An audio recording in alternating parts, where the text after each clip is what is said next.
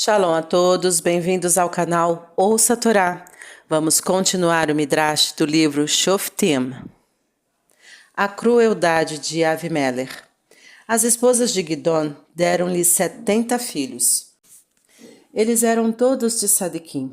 Ele também se casou com uma Pilegesh da cidade de Shechem. Ela deu à luz um filho a quem chamou de Avimelech.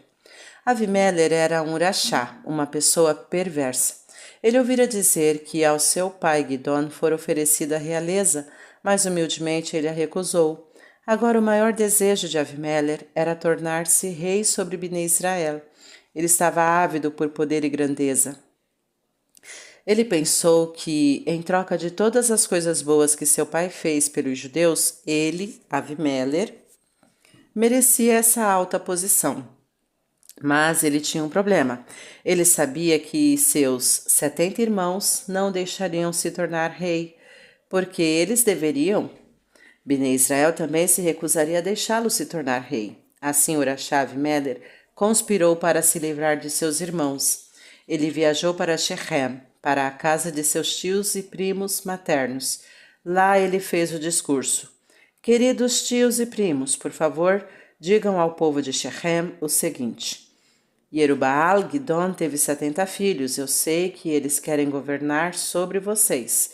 Eles são todos iguais, então vocês não podem escolher um em detrimento do outro. Vocês serão forçados a fazer com que todos eles sejam líderes. Isso será terrível. Eles lutarão e imaginem a quantidade de impostos que vocês terão que pagar a eles. Eu tenho um plano melhor. Esqueçam os 70 filhos de Yerubaal. Em vez disso, ajudem-me a ser o governante. Todas as pessoas de Shechem se beneficiarão com isso. Não se esqueçam, minha mãe é desta cidade, eu sou seu parente. Estarei disposto a ajudá-los e lhes favorecer. Estarei do seu lado se vocês tiverem um processo judicial. O povo de Shechem deveria ter respondido: por que você mereceria se tornar um governante e não seus irmãos? Se todos ou vários dos filhos de Yerubaal quiserem se tornar líderes, escolheremos os melhores e mais dignos. No entanto, os homens de Shechem não eram de Sadiquim. Quando eles ouviram a ideia de Avimelech, eles concordaram pensando: ele está certo, será bom termos um parente como nosso governante. Eles não agiram lechem chamai. Eles só pensaram egoisticamente sobre si mesmos. Pior ainda, eles se tornaram parceiros no crime de Avimelech de assassinato. Avimelech não disse claramente a eles o que estava prestes a fazer. O povo de Shechem poderia afirmar que não era da sua conta. Eles não tiveram uma influência direta em toda a história. Só mais tarde eles ouviram falar sobre o que havia acontecido. Mas, realmente, os terríveis eventos que aconteceram também devem ser atribuídos ao povo de Shechem. O povo de Shechem armazenou 70 peças de prata no templo do deus Baal, em Shechem. Elas pertenciam a toda a comunidade. Pegue essas peças de prata, disseram eles a Avimelech. Estamos ajudando você a se tornar o governante. Oficialmente, ninguém disse uma palavra sobre o que Avimelech deveria fazer com o dinheiro. Mas, na verdade, o povo de Shechem tinha uma boa ideia do que iria acontecer. Avimelech usou o dinheiro para contratar uma gangue de bandidos, homens cruéis que estavam prontos para matar por dinheiro. Junto com essa gangue, Avimelech chegou à casa de Gidon, no momento em que todos os irmãos estavam reunidos lá. Ele e seus bandidos assassinaram imediatamente os filhos de Gidon. Apenas o filho mais novo, Yotam, conseguiu se esconder e fugir. O Passuk nos diz: Avimelech matou todos os seus irmãos com uma pedra. Isso pode significar com um único golpe, ou juntos. No entanto, nossos Rahamim explicam que isso realmente significa que Avimelech, que era muito forte, com a ajuda dos homens que ele havia contratado, pegou seus irmãos e os matou com uma só pedra. Mais tarde veremos que ele foi punido Midah keneged Midah. Por que Hashem permitiu que algo tão terrível acontecesse com os filhos de Gidon? Esse foi o castigo de Gidon por ter feito com que Bnei Israel servissem aos ídolos com o éfode que ele havia feito. Ele pagou por este pecado com a morte de seus filhos. O povo de Shechem e a cidade vizinha Beit Miló reuniram-se e declararam: Avimelech é o rei. Avimelech cercou-se de soldados e forçou o resto de Bnei Israel a aceitá-lo como seu rei. Quão baixo o povo de Shechem havia afundado. Eles esqueceram completamente que Gidon os salvara de seus inimigos. Certamente Gidon merecia que todos os seus filhos fossem honrados e tratados bem. Em vez disso, o povo apoiou Avimelech no assassinato deles. Hashem puniria de volta o povo de Shechem, Midá keneged Midá. Pergunta: Avimelech foi o primeiro rei judeu? Resposta: Avimelech não era um rei de acordo com a lei judaica. O Din, lei, diz que um rei deve ser nomeado por um navi e ungido com o Shemen Hamishra, óleo especial sagrado que é derramado sobre ele. Avimelech era um governante que pegou o poder em suas mãos sem o aval do Sanhedrin. Ele se estabeleceu à força contra a vontade da maioria dos Bnei Israel. O primeiro rei judeu legítimo foi Shaul, sobre quem leremos no livro de Shemuel. A parábola de Yotam. O filho mais novo de Gidon, Yotam, que se escondera, foi informado de que o povo de Shechem havia coroado Avimelech como rei. Ele ficou muito chateado. Como eles poderiam aceitar um rachá como seu governante? Ele decidiu sair de seu esconderijo e admoestá-los. Yotam subiu ao topo do Har Gerizim. Você se lembra dessa montanha? Era perto de Shechem. Bnei Israel pronunciaram bênçãos lá e maldições em relação ao Har Eval. Quando entraram em Eretz Israel, era um local adequado para falar palavras da Torá. Todo o povo de Shechem podia ouvi-lo dali. Escute-me, povo de Shechem, quero lhes contar um machal, uma parábola, Yotam falou. Era uma vez árvores que procuravam por um rei. Elas imploraram a oliveira, por favor, torne-se nossa governante. A oliveira respondeu, eu nunca pensaria em me tornar rei. Dominar sobre os outros é um trabalho árduo que toma muito tempo. Se eu fosse rei, como poderia continuar produzindo azeitonas, que fornecem o azeite para acender a menorá no Mishkan e para ungir os Koanim para torná-los sagrados? Você quer que eu pare meu importante trabalho para se tornar seu governante? Certamente não. As árvores disseram, que pena que a oliveira não concordou em se tornar nosso rei, mas há outras árvores nobres além dela, vamos tentar outra. Elas se aproximaram da figueira e pediram, por favor, torne-se nosso rei. O que você acha? Respondeu a figueira. Devo desistir do meu trabalho de produzir figos doces? É impossível fazer bem dois trabalhos ao mesmo tempo. Deixem-me em paz. Bem, existem outras árvores nobres além dela, disseram as árvores. Então elas marcharam até a videira e repetiram a pergunta. Você concorda em se tornar nosso rei?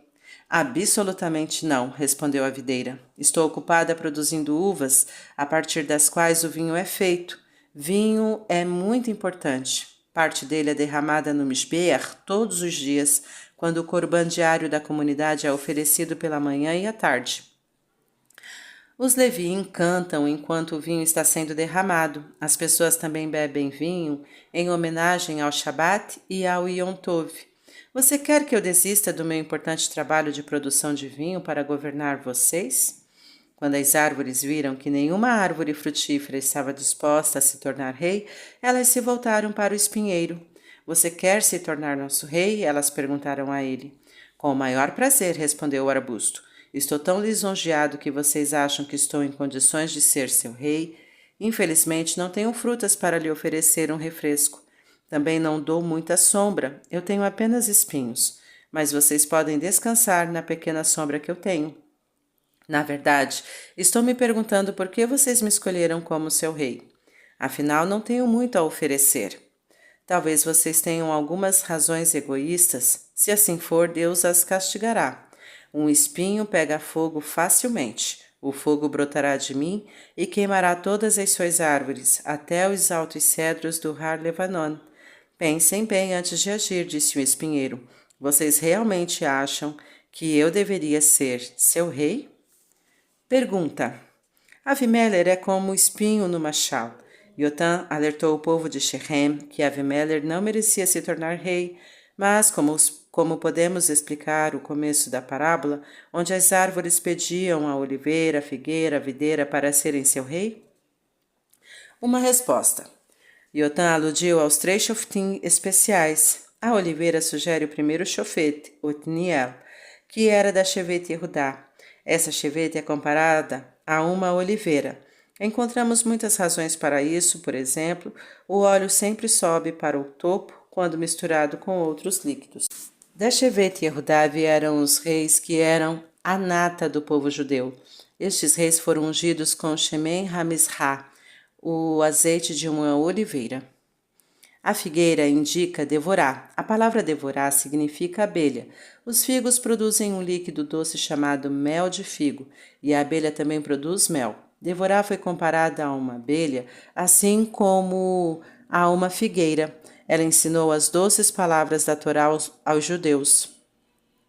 A videira sugere o Shofet Gidon. Ele era da Shevet Menash.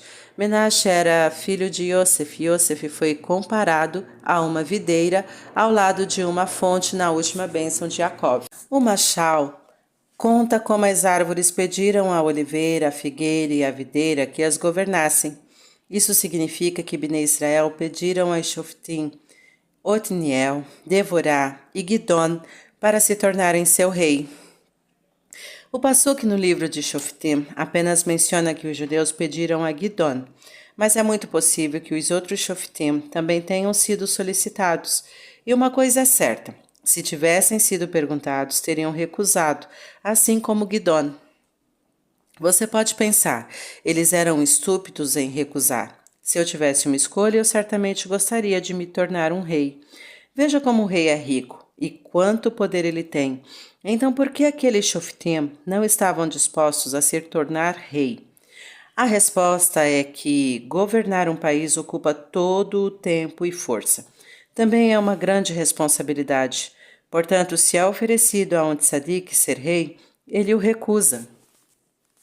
Ele sempre está ocupado com a Torá e mitzvot. Se ele se tornar rei, ele não poderá mais se dedicar a estudar e ensinar como antes. Claro, se Hashem o escolhe como rei, ele deve concordar. Mas, se ele tiver uma escolha, ele deve preferir não se tornar rei. O significado da parábola. Agora entendemos completamente a parábola de Yotã. Ele estava dizendo ao povo de Shechem, saiba que se Avimelech veio até você querendo ser rei, ele não pode realmente ser um tzadik talmid chacham. Ele não é uma oliveira que produz azeitonas, um talmid chacham como Otniel. Ele não é uma figueira como Devorá, que pode ensinar o povo judeu. Ele não é uma videira como Gidon, que era um líder sábio. Avimelech é apenas um espinheiro. Como um espinheiro, ele não produz frutos, apenas espinhos afiados. Em outras palavras, ele é uma pessoa vazia. Nenhum talmid chacham, nem um tzadik. Ele nem é uma pessoa com um bom caráter, mas um rachá. Por que então vocês de Shechem o escolheram como rei? Só porque vocês são egoístas. Ele é da sua família e vocês esperam ser favorecidos por ele. Isso não está correto, portanto o fim será que um fogo se lançará do espinheiro e os queimarão. Vocês serão punidos pelo próprio Avimelech. O fim do discurso de Yotã. Yotã terminou com a seguinte reprovação. Vejam como vocês foram ingratos com meu pai Gidon. Ele arriscou a vida para salvá-los das mãos de Midian. Depois vocês apoiaram o assassinato de seus filhos. Eu sou o único que escapou. Vocês podem responder. É verdade que foi errado da nossa parte permitir que os filhos de Gidon fossem assassinados. Ainda assim, quando coroamos Avimelech, fizemos isso Lechem Shammai. Nós realmente pensávamos que ele era o melhor dos filhos de Gidon para ser o rei. Se assim for, espero que tudo corra bem. Mas se vocês coroaram Avimelech porque ele é seu parente próximo e vocês querem ganhar vantagens com seu governo, Hashem os castigará. Hashem enviará ódio e brigas entre vocês, e Avimelech, ele destruirá vocês e vocês o destruirão. Assim que terminou de falar, Yotã desceu do Har Gerizim. Ele escapou para um lugar distante onde Avimelech não o encontraria e onde estaria seguro. O povo de Shehem se volta contra Avimelech. Avimelech governou Eretz Israel por 3 anos. Ele tinha um exército forte e punia quem se opusesse a ele. Avimelech conseguiu algo de bom para o povo judeu? Nós não temos certeza. Alguns dizem que ele lutou contra os inimigos de Bnei Israel. De uma coisa temos certeza, ele não era como os Shoftim, que julgavam os judeus de acordo com a lei da Torá e se certificavam de que todo judeu fosse tratado com justiça. Depois de 3 anos, Hashem cumpriu a maldição de Yotã. Era a hora de punir o perverso Avimelech, bem como o povo de Shehem. Vamos continuar em outro dia. Tá gostando do conteúdo do canal? Então curta, comenta, compartilha. Se ainda não é inscrito, se inscreve, ativa o sininho e fica por dentro das novidades. Shalom a todos!